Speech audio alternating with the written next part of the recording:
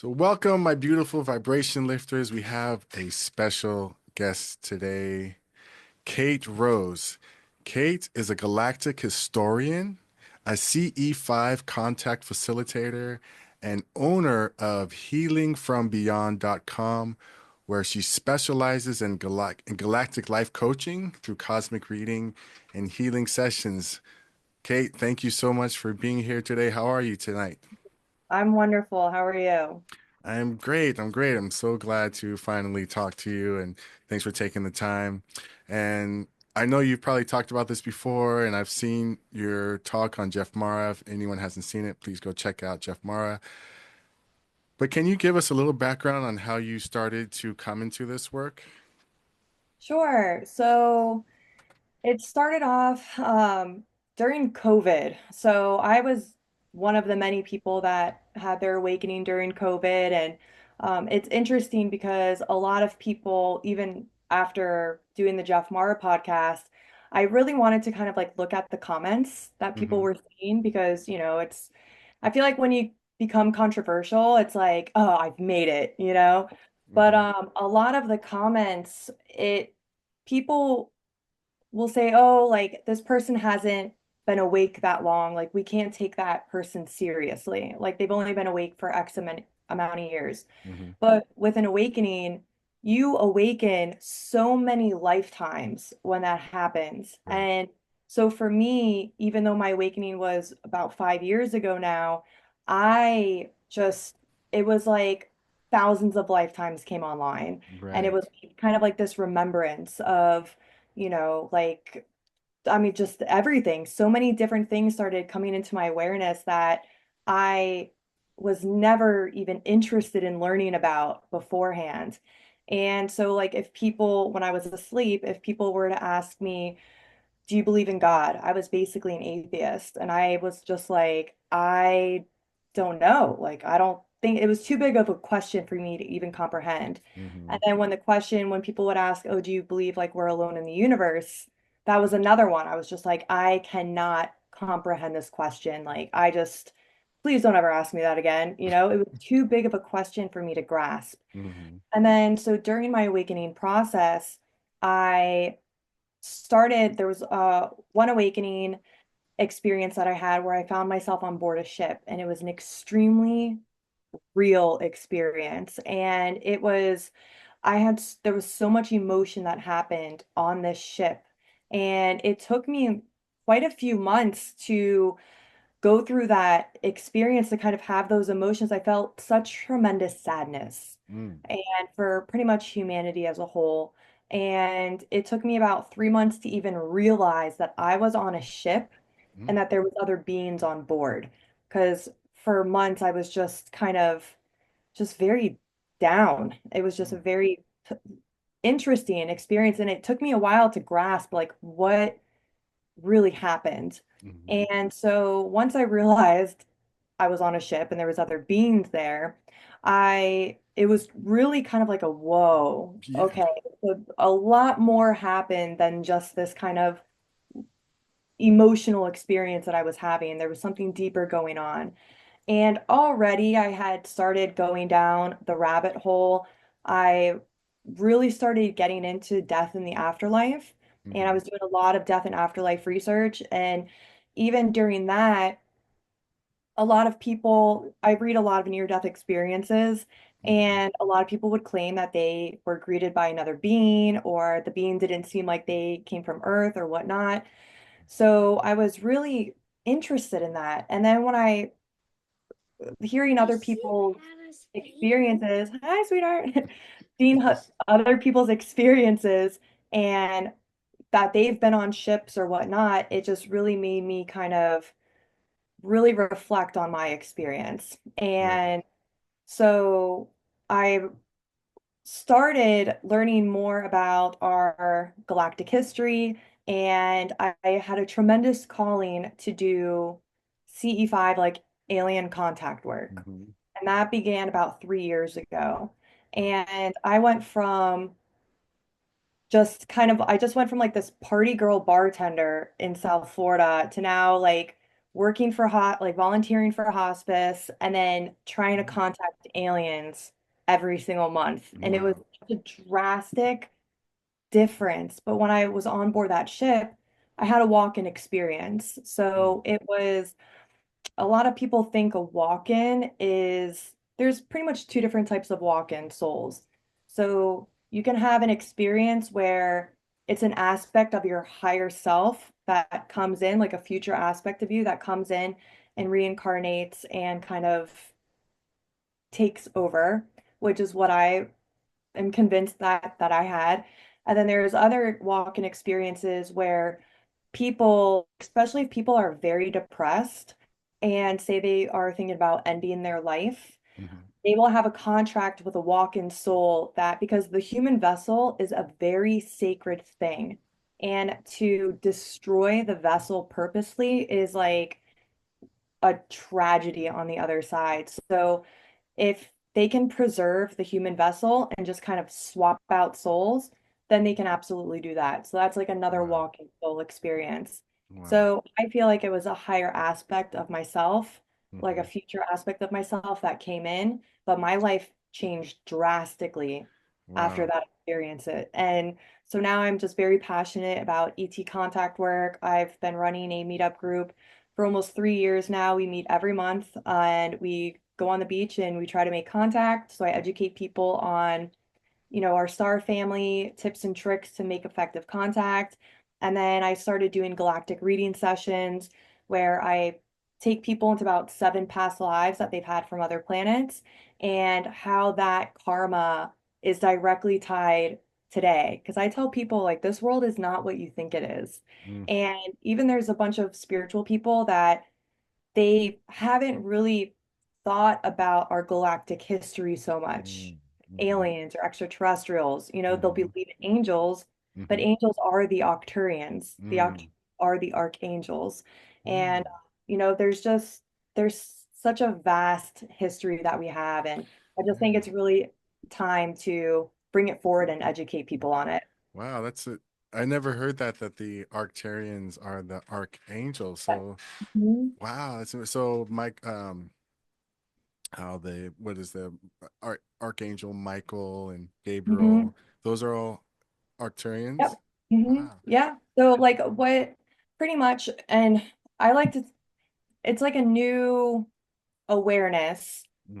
but Arcturus. So when when God decided to experience itself, Source separated to have different types of experiences. And so there's different polarities that were born. So like the Andromedon galaxy, that is the feminine galaxy. Our galaxy, the Milky Way galaxy, we're the masculine galaxy. That's why like our galaxy, there's a lot of there's a lot of tension in our galaxy. It's a Mm. very mental driven galaxy. Mm. Whereas like the Andromedon galaxy, that is a very feminine, creative aspect of the creator. Mm. So the two galaxies together, it brings harmony. It's like in perfect balance. Hmm. But we've been struggling for a really long time here in the Milky Way galaxy to Mm. really balance our masculine side with the feminine.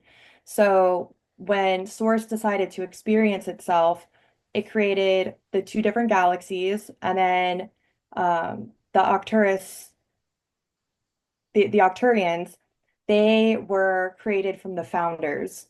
And so Octurus is when people are born and when they die, they see like that white light. Hmm. So that is a collective kind of mile marker in the universe where every soul they have to pass through the light of Octurus. Mm. So that is like the reincarnation zone. Mm. So Arcturus is where the halls of learning are. That's where like the archangels, like your guides, everything is pretty much there.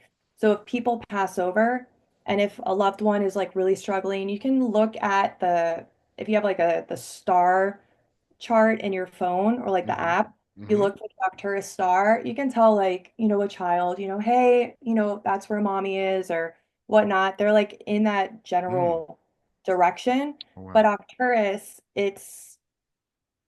they're in such a higher density that they don't need physicality. So I it's not see. like it's a physical planet or anything Hmm. anymore. Hmm. But it's really fascinating once you understand the nature of our universe and where we come from. Right. And it goes on from after that. Like, Wow. yeah, yeah.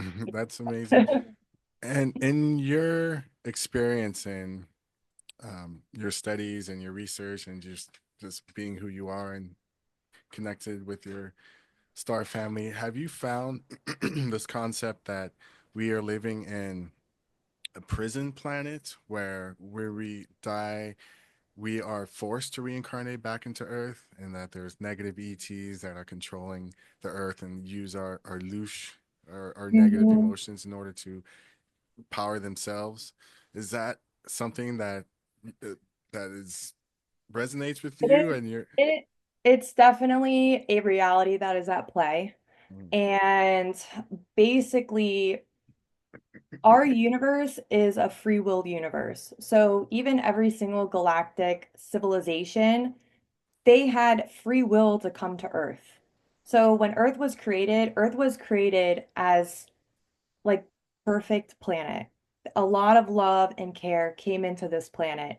And originally it kind of started as a destination planet. Like, oh, hey guys, like on the other side of the universe, like, hey, did you hear about Earth? Like it's like this beautiful planet, everything you can ever want, all the minerals, all the crystal, I mean, everything you can want on a planet is on Earth.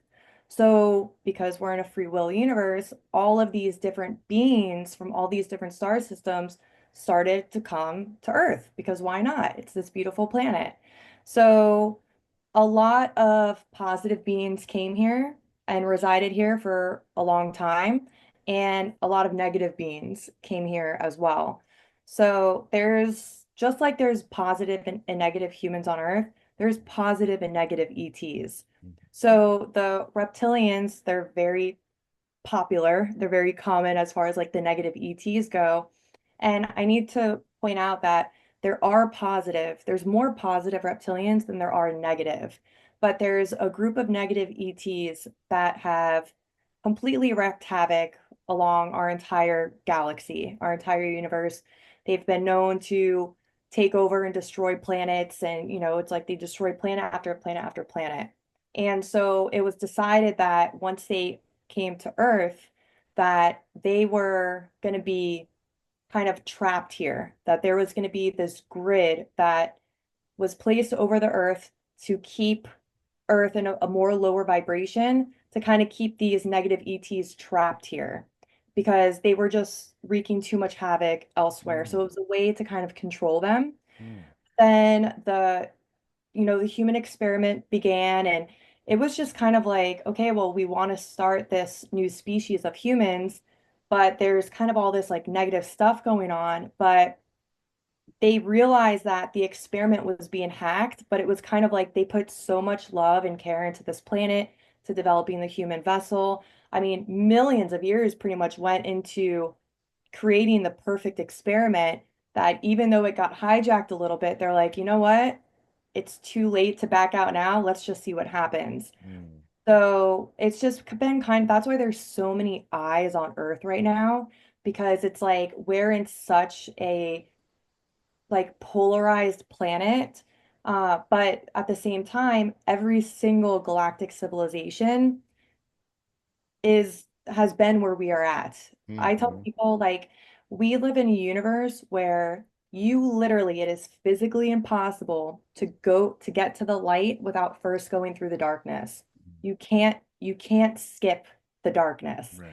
So there's a lot of people out there that are on their spiritual journey and whatnot. And if they feel any negative emotion, they're like, I absolutely cannot feel this. Like, Mm, this person's bothering me, but I don't want to tell them to screw off. I'm just gonna, smile and whatever. But no, if like someone's bothering, like you have to establish boundaries. You have to feel those emotions because that's one aspect, like with the Zetas. I don't know if you can see it. mhm, So the Zetas, they were a species where they suppress their emotions, and they suppress their emotions so much that they basically they almost extinct their entire species.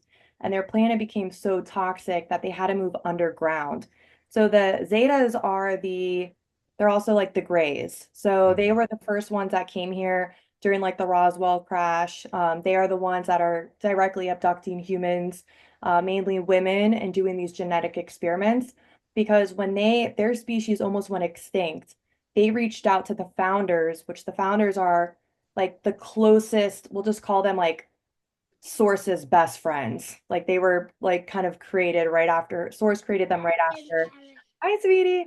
Like Okay. right after creation. Hmm. So the Zetas went to the founders and they're like, hey, we need help. We're about to become extinct. What can we do? So the founders said, reach out to the humans. So they reached out to the humans and they we have a contract with the Zetas, and because they lost all emotion, they came to the humans to kind of experiment us and like really learn from us like okay, well, humans are full of emotion. We are like the one species in the universe where we are full of so much emotion that a lot of these other galactic beings are learning from us, and the Zetas were one of them.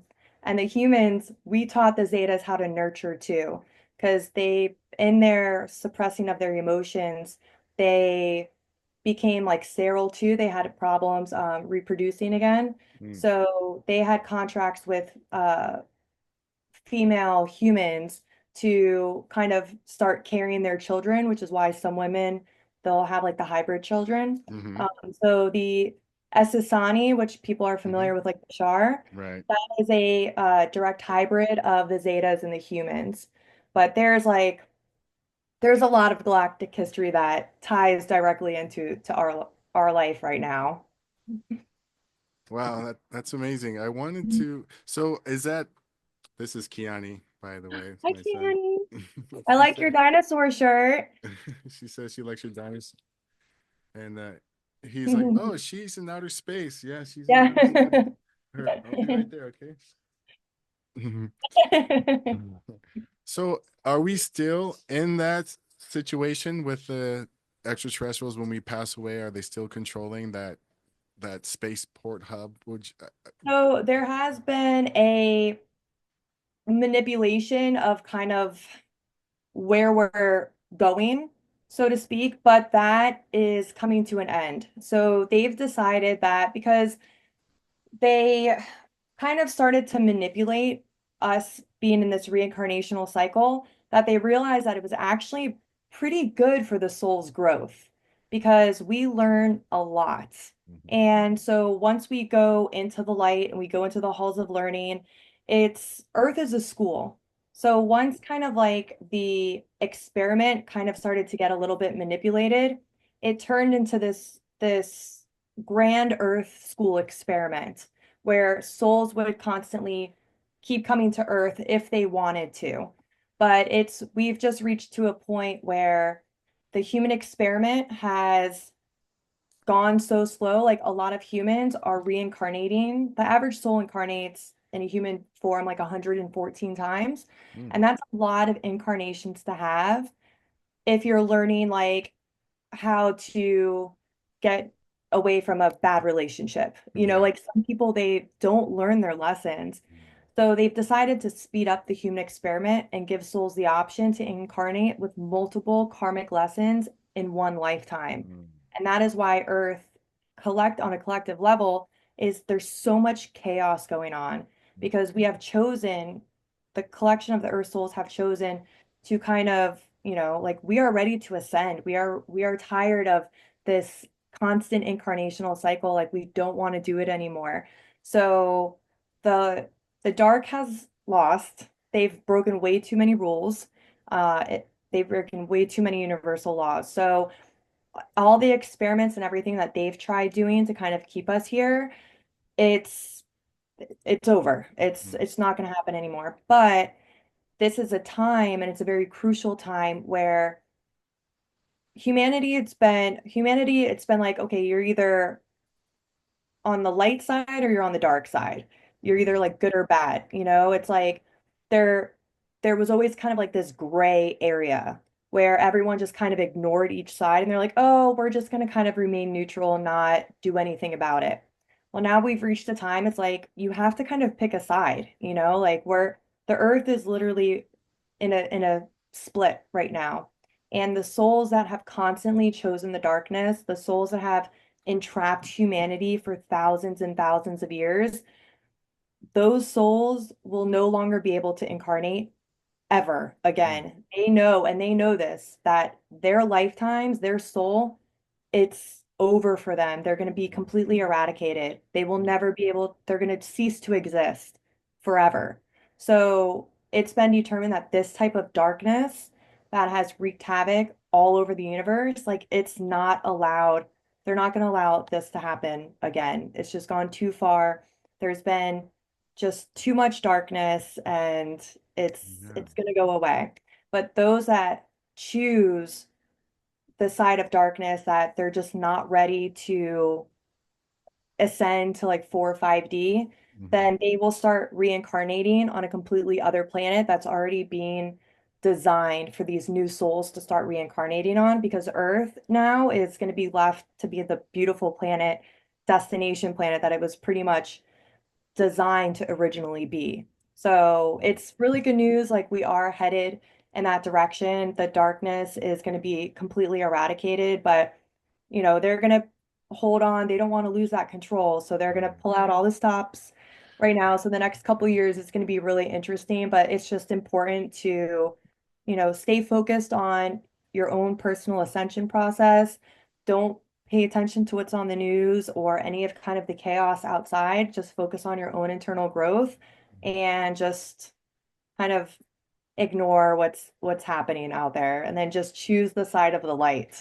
And Yes, yeah. yes, that's so important. And that's the whole reason why I started this channel. So lifting our Mhm. vibration is just being connected with that message helps me, like, just to choose love in every moment. And it's like it's a Yeah. Mhm. constant practice, right? Like every moment. It's not like, oh yeah, choose love now. And then like someone cuts you off and you're like, ah. Yep. Like, oh hey, Mhm. choose love. You have to, Yeah. it's not like it's Yeah. just like choose It's love it's once and then it just Exactly. It's very, very important. And when I give people readings too, I can tell them like you can still set your boundaries, hmm. but still have love for that person. Right.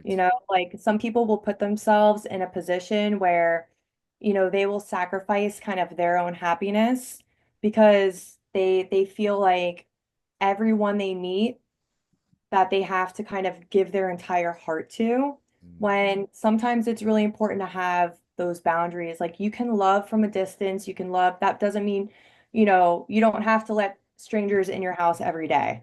Right. Like it's just it's important. Like love, unconditional love is essential to have unconditional love for everyone. And even I see all the horrible stuff that's happening with the darkness and whatnot. And it's like, I still have love and compassion for the darkness, for Hmm. all this stuff that's going on, because in reality, the darkness, a lot of them are very young souls. They haven't learned that yet. They haven't, like, even us, a lot of us light workers, we've been there, done that. We used to be the suppressors on planets. We used to be the ones that were in control and, you know, making our people slaves and everything like that. Like we used to have that role Hmm. in these other lifetimes and we learned and we grew from it. And but the unfortunate thing is that these souls that have been in control for a long time, they're just not learning. They're not growing from that experience. So it's kind of at the point where, they just can't, they're not ascending and they're choosing the path of darkness. And it's like those souls, they just will not be able to incarnate Wow. anymore. Like they will just cease to exist from Hmm. this moment on. Wow, Mm. that's good news. And I like what you said about the darkness or just young souls. It reminds me, and I don't speak Aramaic, so anyone who is watching this who can correct me, but I heard that the Aramaic word for evil is unripe. So I like that. Mm, And it's yeah. like they're just not fully developed yet, basically. Yeah, they just, and they've had the opportunity to develop, and it's just like they've just chosen not to. And, I feel like when people get a hold of the darkness, it envelops them so much that they can't let it go. And it's really hard for them to see another way of being. Mhm. And like that, I have compassion for that. I feel very bad that those souls don't see that they have light within them and they don't choose to even explore it. But it's like that's their decision. Mhm. And, there's only so many times that they can kind of allow stuff like that to happen before it's like, all right, we got to kind of shut Right. this shit down. Right. So, Right. and it's gotten to that point, but it's in turn too, like a lot of souls have learned, like Earth is the toughest school in the entire universe Mm. because of the horrors that have been instilled upon this planet. So souls are growing much more rapidly by being able to incarnate here. Mm. And there was this one story. I went to the Contact in the Desert 2 years ago in California, and this guy had a near-death experience like workshop. And he had this woman on the phone, and she had like 13 near-death experiences. I do not remember her name. I will have to figure out who it was that was on the phone call, but she had such a fascinating story. And I think she titled her story The Ticket Master.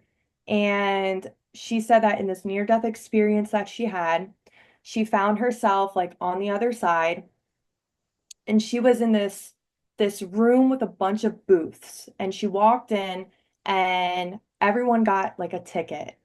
And with that ticket, you got the choice to incarnate on any planet, like anywhere in the universe you wanted. So she's looking at all the lines of people, like there one's at this booth, another one's at this one, and everyone's like so excited for their incarnation. And she said at the very way back, there was a booth and there was not a single soul in line. It was the only booth that didn't have anyone in line. So she takes her ticket and she decides to go over there. And everyone's like, "What are you doing? Are you crazy?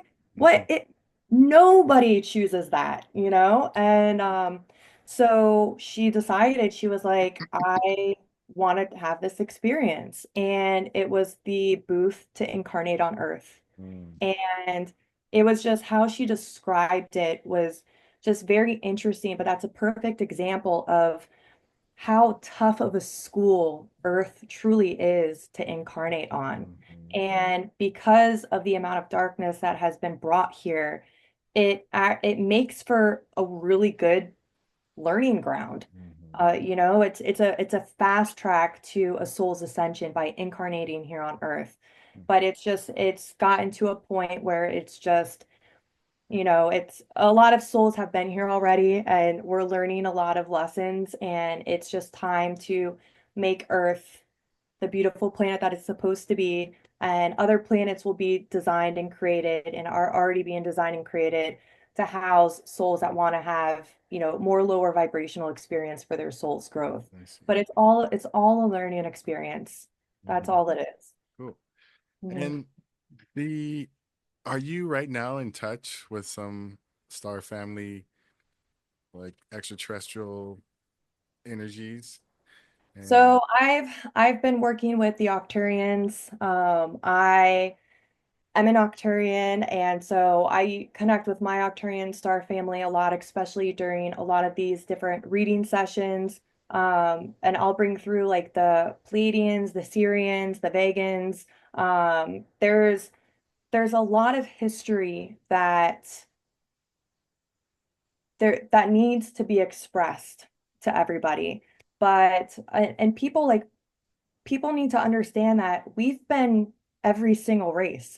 I've been Mhm. Octurian, Lyran, Orion, like we've all been these other Mhm. beings. And 99% of humans, we originated from Lyra, or people will call it Lyra. You can call it whatever you want. Mhm. But we've all originated from there. Lyra was the first planet in our galaxy to have an incarnational, a physical incarnational cycle.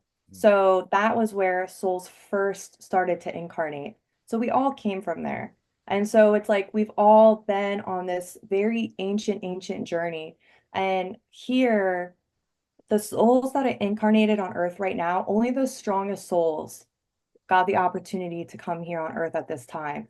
So every single person that's listening to this, like you are a badass soul and you came here to bear witness to the Earth's evolution and to humanity's evolution. And it's a wonderful time to be here. It's a very exciting time to be here. And I'm just really excited to kind of see where this all goes. And when you connect, how do you connect with the Arcturians? Like, what is? So there's been there's been different ways that I've been able to connect with them. So when I was on that ship and there was other beings there, like I felt that imprint of that emotional experience has stuck with me I mean, this has been probably 4.5 years now. And when I was trying to explain what I experienced, and that there was other beings there, they didn't really have faces. It was just an energy. And the Octurians, they have an angelic energy. They're unconditional love. So the Octurian energy is actually one of the most easy energies to connect to. So anytime, like if you're at the birth of a child, when you held your son for the first time, that unconditional love that you felt, that was the Octurian energy. Anytime you feel unconditional love, that is what you are picking up. And the Pleiadian energy, so the Pleiadians, their DNA is the closely tied to humans. So the Pleiadians, they're the ones that really want, like if we're going to make contact, the Pleiadians are probably going to be the first ones that are going to try to make contact with us. So they're our closest kind of family DNA wise. So their energy is actually easy to pick up on too. The Orions, they have more of a like, the not my way or highway type of energy, but they all have their own unique energy. The Syrian energy, a lot of the Syrians are the cetaceans. So like the dolphins and the whales, they have more like flowing type of energy. So it's like when you are able to kind of start picking up on these different energies, it becomes easier to identify, but a good way to start practicing is like you can journal. So you can say, like on your page, like, tonight I want to contact the Pleiadian energy. And then you can just kind of sit and just kind of try to automatic write or just anything that kind of starts to come forward and really start to play around with that.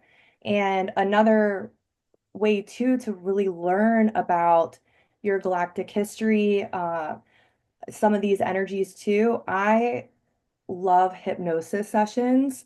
And hypnosis is such a tremendous and powerful healing tool. And like quantum hypnosis, it exceeds far beyond anything that we can ever imagine. And that is going to be one of the number one healing modalities of the future is hypnosis. People can heal themselves of cancer during hypnosis. They can contact their Arcturian families and whatnot during hypnosis. So I was able to establish more of a connection during a hypnosis session as well. So, and two, I mean, people like on the Jeff Mara podcast, I talk about my plant medicine experiences on like ayahuasca and psilocybin, and people will say that they encounter galactic beings during medicine. That medicine was designed, it was put here on purpose to establish and hold that connection from between worlds. And it is a very real experience to have. And some people will be like, oh, that they were just tripping or, they were having this type of non-real experience. But it is very powerful. It is a very real experience. So for those of you that have had meetings with galactic beings on plant medicine or whatnot, consider that that is real. It's a beautiful experience to have. And when you have those experiences too on plant medicine, you remember that feeling forever. That their essence literally will leave an imprint on your soul. And you can close your eyes and you can just get transported to that exact moment and you can just feel it. So there's definitely different ways to kind of make these connections. And, just even going outside and just looking up at the stars and Mhm. calling upon whoever you're guided to call upon and just see what happens and just Mhm. be open to it is the key. You just have to be open and just be ready to start establishing connection. Cool. Cool. Yes, I've done some of the CE5 work, and I sometimes I think that I've had contacts, excuse me, that later on when I look back, I'm like, oh, that was the contact. And it might, what would you say that sometimes, um, so one time I saw it would look like a shooting star, but it Mhm. was, but it was green and it had a geometry to it. But Mm. it just moved kind of like a shooting star. But I was like, you know what? That was like a shooting star, but almost wasn't. I don't know. Have you seen anything like that, or is that? We actually have. So when we're out there with my groups, I've seen something similar. So this is kind of an interesting story. We were out on the beach trying to make contact, and as we were leaving, one of my members and I, we were talking, and we see a big shooting star. It looked like a giant shooting star come by, and it just gave off a huge, just like blow up of a color. I saw it as green. It looked like a giant green shooting star, but it just kind of blew up and then disappeared. And he saw it as purple. So what I saw as green, he saw as purple. And I thought that was really interesting that we saw the exact same thing, but we perceived it in like two different colors. But because you had that experience, that was you were meant to have that moment because you still remember it now and you probably still talk about it all the time. Hmm. So that was an experience that was meant to be an imprint to leave an imprint on your soul so you can talk about it with others. So that was definitely a contact experience. If Interesting. there's so many shooting stars that we see where we're like, oh, that was just a shooting star, and we forget, they don't make any impact because we're like, that was a shooting Right. star. But because it had an impact on you, that's an example of like a contact experience. But a lot of people too, they don't realize like 90% of us have had contact. We all have had contact, but in dream time. Because in dream time, we need to have like uh that's where the playing field is even, is during dream time because our egos kind of like take a step back. Hi, sweetie. Yes, we have two little kids. I have a Yeah, he's like, four-year-old I and a want to be the 2-year-old. star of the show. Yeah, he definitely wants to. Yeah, I've seen, yeah, those CE5s. I had some pretty cool experiences with that. One thing, have you ever seen or know of anyone that's seen or know if this is a signature of any civilization that has it shows up as a tiny star looking thing that kind of like turns on and turns off? Hmm.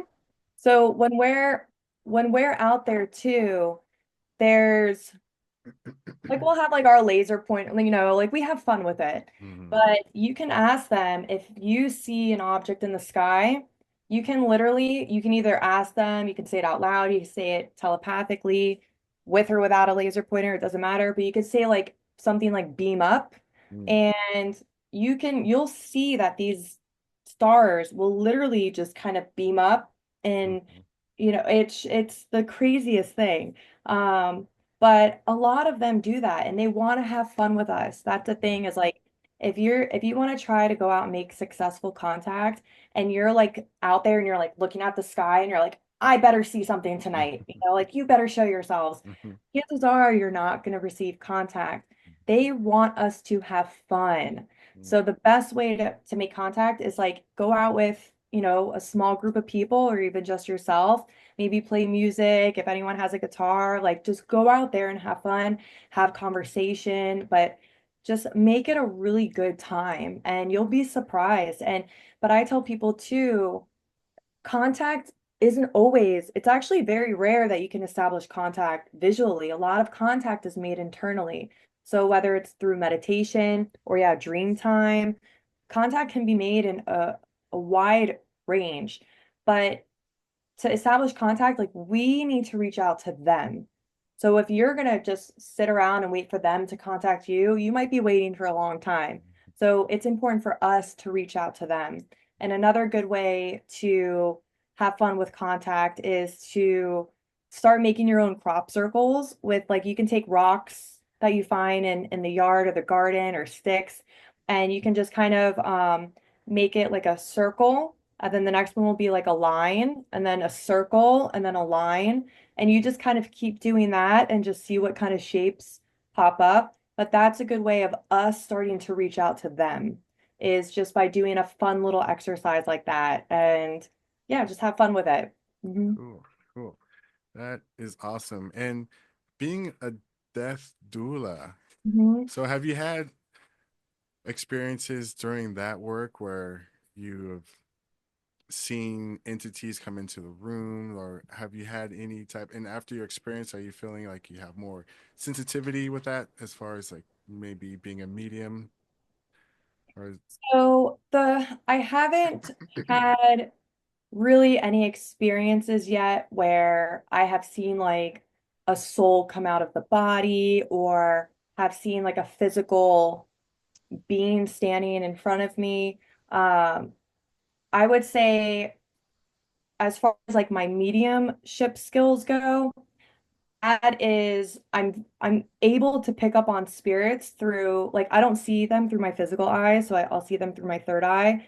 So it's almost like daydreaming. So like you're thinking about something and like an image comes up as if you were daydreaming.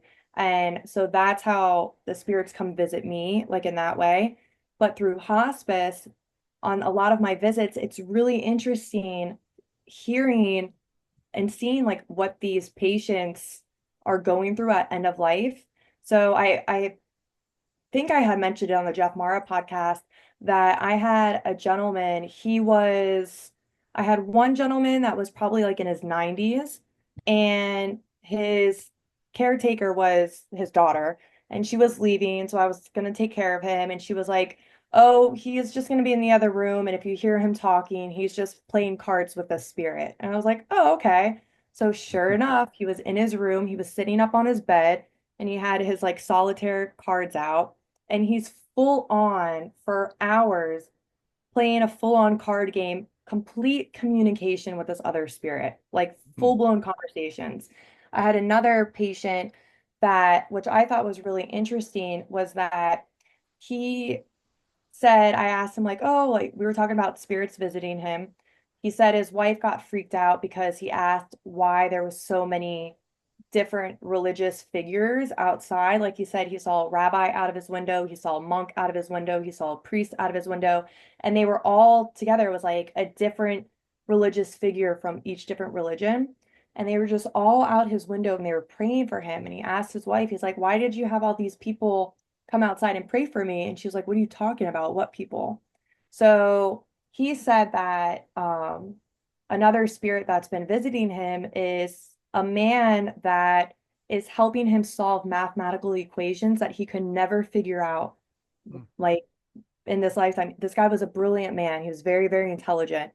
So I thought it was really interesting. Like that's a really good example of kind of a soul that is helping another soul, even in a physical body, with unfinished business. hmm, You know, it's like he was helping him try to figure out solve these mathematical problems so that he could kind of go on the other side and just kind of not have those attachments. Because souls, they can attach themselves here for the strangest of reasons, right. even if it's like, I need to solve this problem, you know. Hmm, Um, but a lot of people at end of life, like the veil is thinning. They have hmm, a foot in both worlds. So if you have a loved one that's dying and they're starting to see spirits or whatnot, like ask them like, oh, who is it? Or what are they saying today? Like really get involved in their conversation. It's fascinating. And hmm, especially children that like your son's age and younger than that, like they are still at that age where the veil is very thin. You can ask them, oh, do you remember your mommy from a past life. They might be Mhm. like, oh yeah, oh, we lived in, Asia and my dad did this for a living. And, it's like it's fascinating when you actually give the elderly that are like people that are dying and young children the opportunity to ask them questions and just listen to what they have to say. Mhm. It's really fascinating when you give them that kind of soapbox to stand on and just Mhm. hear what they say. It's really cool. Wow, wow. It's what a fascinating world that we live Yeah. in, and Mhm. especially, talking about your awakening that happened about 5 years ago, and what an interesting world it is when you realize that we are souls that are eternal, when Yeah. we realize that there are star family, that it's like Mhm. these realizations are huge and ba- paradigm shifting, for Yes. people.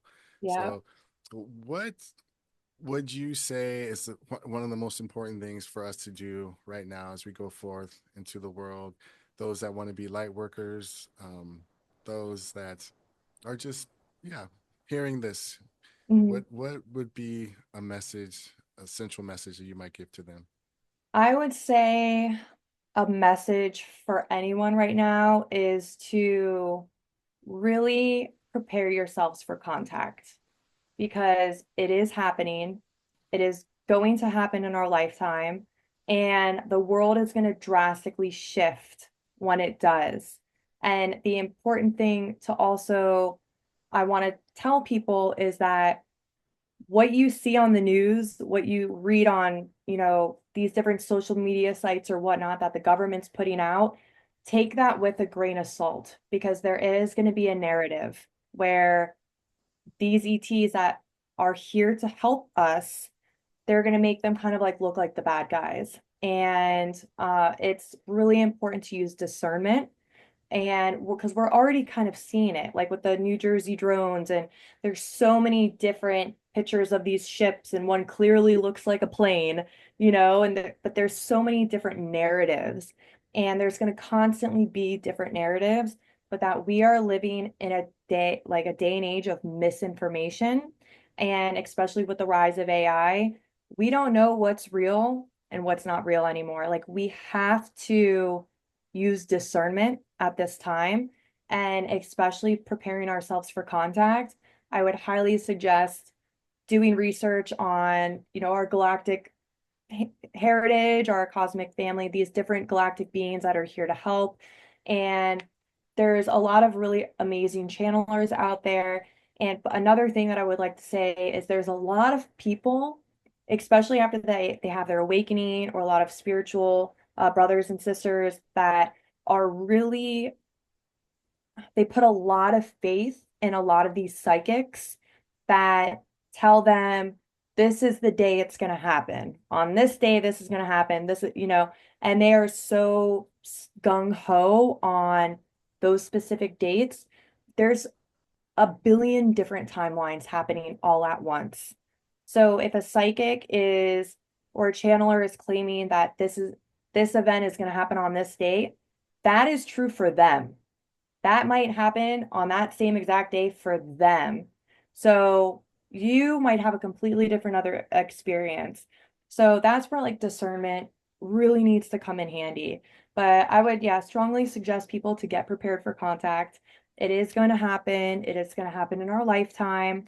And to also just really kind of start having a different relationship with death. It's very, very important to not fear it, to really understand that we are immortal, like we literally live forever, and to really, when you cross over on the other side, like, what do you want to do? What other planet do you want to incarnate on? Do you want to come back to Earth? Do you want to, what gender do you want to be in your next life? Or what you can, there's so many things to look forward to on the other side. There's so many beautiful possibilities. And I tell people in the death world, as a death dual and hospice volunteer, to really start thinking about the your last day of your life. When you cross over and you take that last breath, what do you want heaven to look like? What do you want your end of life experience to be? Because religion has completely brainwashed people into believing there's a hell. There is not. But if you think, because we're master manifestors, if you believe that there is a hell, if you believe that the bracelet that you stole when you were 7 years old, that you're going to find yourself in fiery pits because you don't deserve to go to heaven, you will find yourself there. You will create that reality. And it's a very toxic belief that has been instilled amongst millions and billions of people. So, my advice to people, not only preparing for contact, but really start to think about what your version of heaven looks like. Who do you want to greet you when when you cross over, which hand do you want to greet you? Is it a religious figure? Is it a deceased loved one? And that person can still be alive too. Is it a pet? Like, what do you want that experience to be? And really start thinking about it. And because you will create that for yourself. So I think that's very important for people to understand and to really kind of get excited about the end of life and about making contact. Yeah, that is really, really cool. Really cool. And before I thank you. I know it's 3 hours late Yeah. here than my time, so it's 11 over there. So I won't Yeah, keep. I got a burst of energy right when I signed up. Okay. So Oh, cool. I was Awesome. I was worried. I was like, oh, it's already 10 p.m. Like I've had a long day, but then I start talking and then Yes, I get you're. the energy back. I love Yeah. these conversations. Oh, So me too. Me too. This is amazing. I know, and I've done the Dolores Cannon, the first level of the oh QHHT, yeah. and I'm Awesome. a acupuncturist, and I'm starting this practice of quantum healing acupuncture. Mm, And the reason that I started this is because people have these miraculous healings when they come back yeah. from their death experiences. Mm-hmm. So there's something that trumps any type of medical modality, A which hundred of percent. course, hypnosis taps into, right? Yep. Mm-hmm. And so I really want to bring that out in my practice. And um, so I wanted to ask you before you go about our healing. You kind of touched on this already about like, hypnosis and just in the quantum field, all things are available to us. But if you have anyone that is going through, or know a person or someone's listening that is going through some health challenge, what would you say to that person? Because some people might be feeling very desperate, and I know that sometimes we are taught to run away from our pain. Mm-hmm. Um, do you think that is a healthy approach, or yeah, what would you say to a person who might be going through a health challenge? So I started to address health challenges in my galactic reading sessions because my mom was a victim of Western medicine. She was on, when she passed away, she was probably on like 30 different medications. She died a month after she got her COVID shot, and she was just chronically sick my whole life. I was in and out of the hospitals like every 3 months with my mom. And I just saw how, and she was so reliant on them. Oh, I have to go to a doctor's appointment. Oh, I have, it was always like, oh, I have to go to this doctor's. I have to go to, and I'm like, Mom, like, I just saw, like, I understand that people are trapped in our sick care system. Like, we do not live in a healthcare system. We live in a sick care system. It was designed to keep us sick. When people have issues in their bodies, it is usually manifestations of trauma.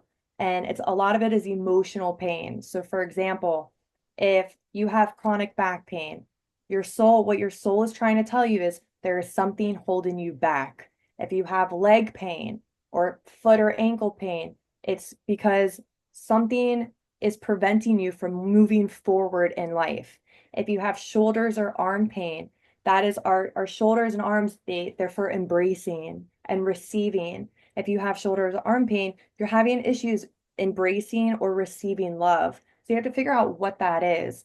If you have troubles with your neck, our neck is used to for perceiving different directions. If you have issues with your neck, it's because you can't see anyone else's point of view. You're having a hard time, you know, visualizing other things around you. If you have hearing problems, you're not listening. What is it that you're not listening to? Your whole body could be falling apart, but you're not listening to what your soul's trying to say. You're not addressing these issues.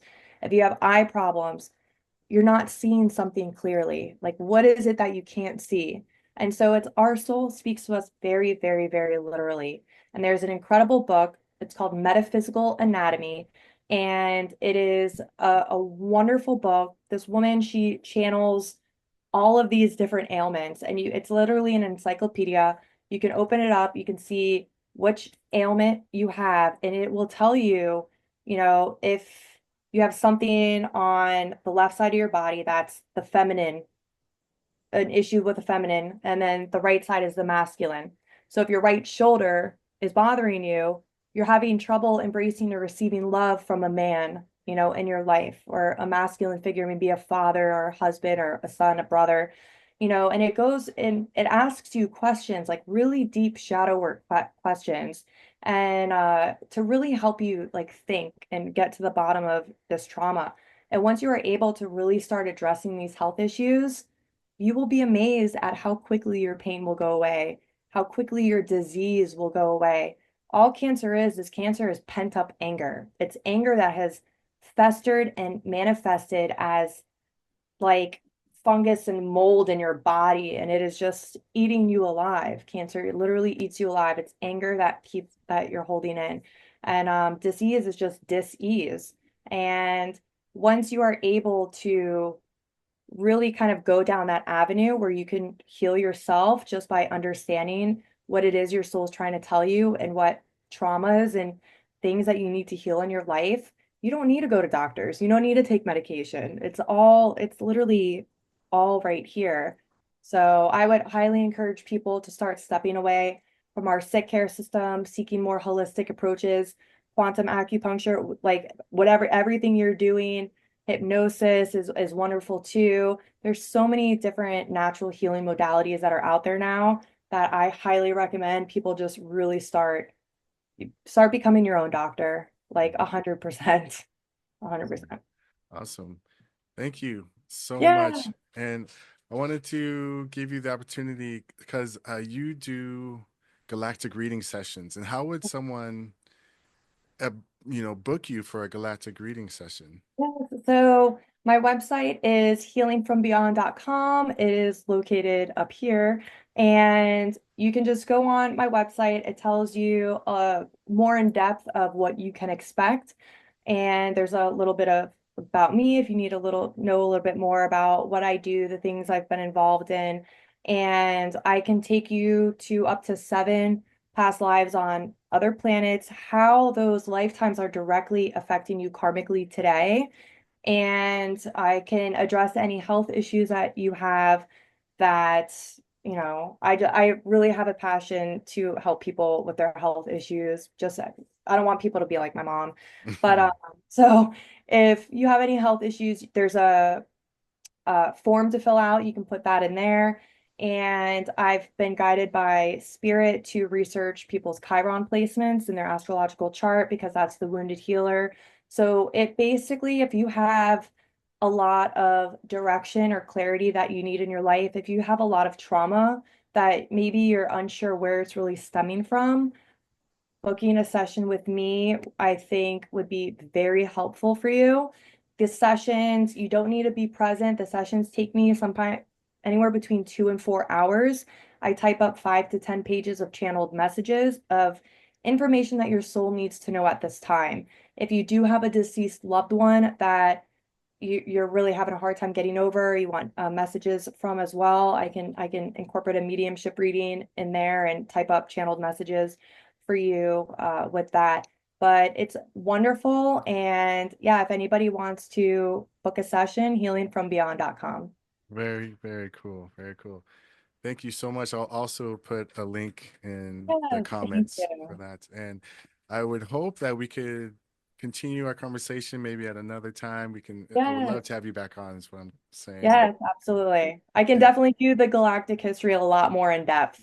okay. I love putting like presentations together and stuff, so I can do like a whole presentation at some point or whatnot. Yeah, There's yeah. a lot that goes into it, but it's very fascinating and interesting. So. I would love that. Have you ever done that like on a platform yet? I did. So I spoke at the Beyond the Veil Summit Okay. last year. Well, yeah, 2024.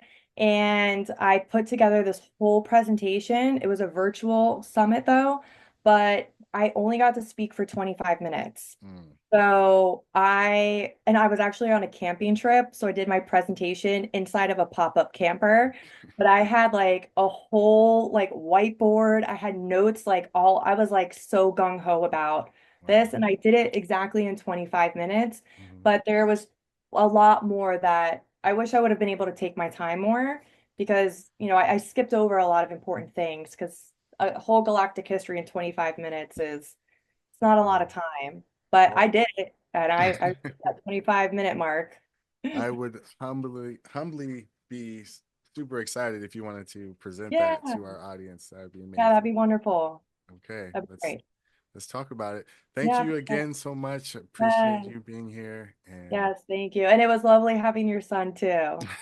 He's thanks. Yeah. very cute. My wife is probably like, not stoked on that, but but thank you for being gracious and Yes, yes, thank we'll you. be in touch. Absolutely. Have a good one, Kevin. You as well, Kate. Thanks. Bye. Happy New Year. Happy New Year.